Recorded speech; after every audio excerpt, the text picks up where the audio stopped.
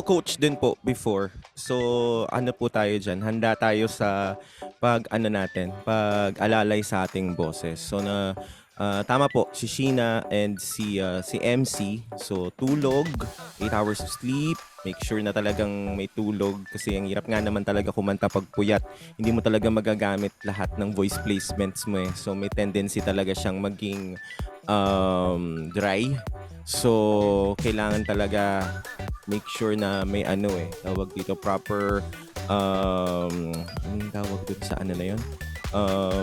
Humidity. Yung proper humidity yung air natin. Kailangan, tawag dito, may humidifier ka din sa bahay at the same time para mapanatili talaga na okay ang lalamunan. And, siguro kasi, tawag dito, medyo kasi may kakaiba po kasi akong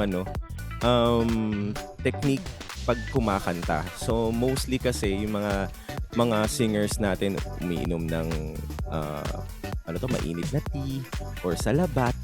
Sa akin kasi chocolate kasi.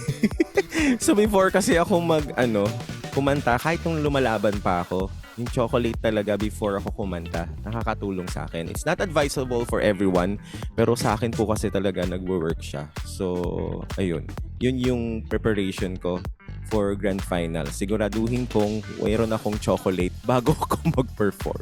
Totoo yan.